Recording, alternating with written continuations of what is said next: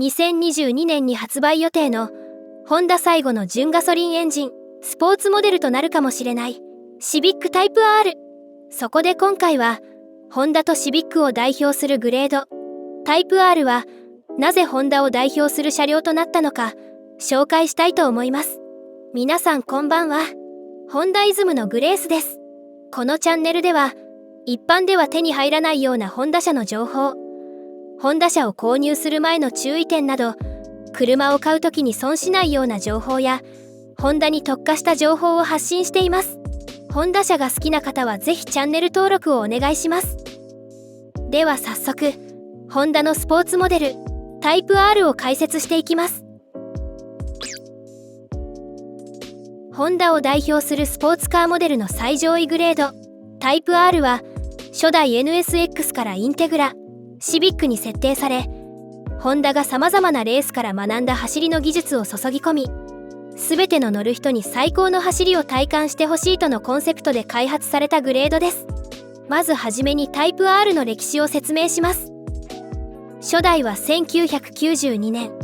ホンダが世界に誇るスポーツカー NSX から採用され、始まりの名前は NSXR として誕生します。その誕生秘話はとてもホンダらしく、発売当時から人気を博していた NSX でしたが、ホンダの社内外からは生ぬるいという厳しい意見を言われており、この言葉を聞いた NSX 開発メンバーの中から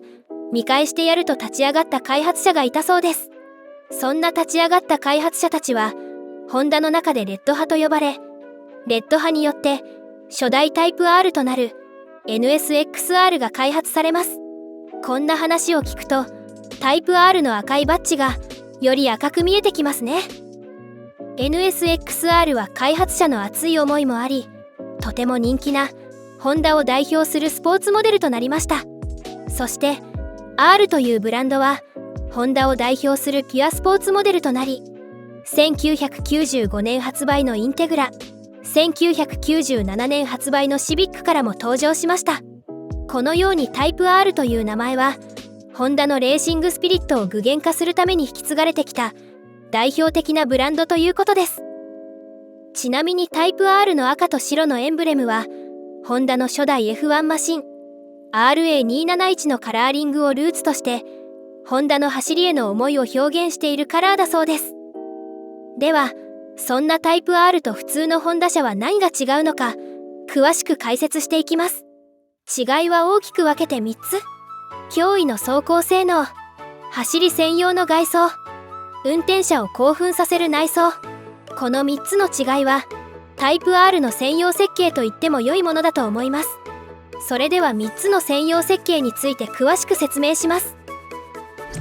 まずは驚異の走行性能です。タイプ R はサーキットを走るためにエンジンとサスペンションが専用のチューニングをされています。エンジンは究極の走りを実現するために基本設計は同じでも細部にわたる軽量化とエンジン制御を変えて大きな力を得られるように改良しています。2017年発売のシビックタイプ R は2リッターエンジンに加えてターボチャージャーを搭載してさらなる進化を遂げています。これはレースを知りエンジン屋と言われるホンダだからこそ実現できている技術力ですね。そんなタイプ R のエンジンはエンジンヘッドのカバー部分が赤い色に塗装がされています。車好きには赤ヘッドと呼ばれタイプ R を象徴するクールな演出です。次はサスペンションです。サスペンションはどんな路面でもしっかり踏ん張れる必要があるので車両に合わせて改良されています。目指しているのは驚異の操縦安定性、乗り心地です。スポーツカーに求められる速く走るためのセッティングと普段使いでも気持ち悪くならないセッティングを両立するのは水と油を混ぜるのと同じぐらい難しいことです。そして走りの性能と快適さを極限までに混ぜ合わせているのがタイプ R になります。サスペンションはサーキット走行においてあまり沈み込まないようにセッティングがされることを好まれます。高速でコーナーを曲がる際には外側車輪には車両重量以上の力がかかり、しっかりと車体を押さえつけるには程よい硬さが必要です。しかし一般道路では様々な凹凸や轍をしなやかに越えることや、運転者同乗者ともにどれだけ快適に過ごすかが重要となり、サーキット用のサスペンションとは逆に衝撃を吸収するセッティングをしなければなりません。そして今までのタイプ R はどちらかといえばサーキット走行寄りのセッティングでありながら、一般道でも違和感なく乗れる仕様となっています。最近では電子制御サスペンションを搭載することで、コンフォート、スポーツ、プラス R とサスペンションを変更できるようになりました。そしてエンジンとサスペンションをチューニングすることで、世界に衝撃を与える速さと魅力をタイプ R は手に入れ、2017年発売のシビックタイプ R では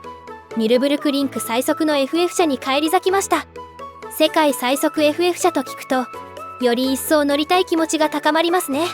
次は走り専用の外装についてです。走りを追求すると大体の車が同じような形になります。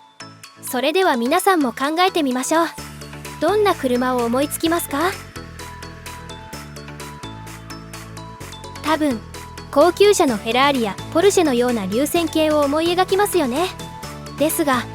ホンダのタイプ R は大衆車をスポーツカーにするため大きく形を変えられません。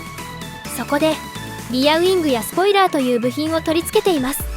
リアウィングやスポイラーはかっこいいからつけている飾りではないんですよ。走りを追求したタイプ R だからこその見た目ということです。とはいえ大衆車のホンダ車がタイプ R になると見た目も惚れ惚れしますね。まずはリアウィングについて解説します。リアウィングは風の流れを整える整流効果、車体を路面に押し付けるダウンフォースを作り出しています。整流効果は空気を一直線に流す効果で車両を進みやすくします。ダウンフォースは動力が路面にしっかり伝わるように車両を押し付ける力です。リアウィングは2つの仕事をして速く走るための補助をしています。この2つは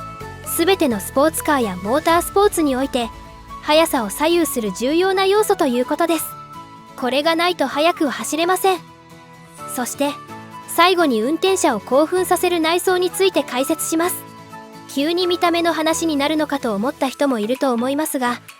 内装にもタイプ R にしかないものがたくさんあります。中でも専用設計の赤色シート、チタンシフトノブが代表的ですね。専用設計のシートはレーシングスピリットを具現化したタイプ R のために、サーキットを思いっきり走行しても体が動かないバケットシートやセミバケットシートを採用しています。座るだけでも気持ちが上がり、初めてサーキットを走る人でも速く走れそうな気がしてきます。次はチタンシフトノブです。手元でキラリと輝く削り出しのチタンシフトノブはタイプ R といえばのパーツで、雰囲気と気持ちを一層高めてくれるアイテムです。このようにタイプ R は全ての要素を見てもホンダのレーシングスピリットを感じられ、世界のホンダファンを魅了してきたことがわかりますね。そんなホンダはガソリン使用車最後のタイプ R となるかもしれないシビックタイプ R を2022年に発売することを発表しています。世界のホンダファンやスポーツカーファンを魅了してきた1台は、新型タイプ R でどのような進化を遂げてくるのか、発売前からワクワクしますね。しかしホンダはモビリティの電動化に向けて、今のガソリン車を最後にエンジン開発を縮小化することを発表しました。それはホンダのエンジンを一躍有名にしたタイプ R にも影響があります。ですがホンダのタイプ R にかける思いはどんな時でもなくなることはないと思います。電動化によってエンジン音はなくなるかもしれませんが、新たなタイプ R がまた私たちを魅了してくれることを楽しみにしたいと思います。この動画を見ている方の中にも様々なタイプ R への思いがあると思います。ぜひタイプ R への思いや魅力をコメントで教えてください。またこの動画でタイプ R に魅力を感じた方や、次期シビックタイプ R の購入検討されている方もコメントで教えてください。ではまた来週。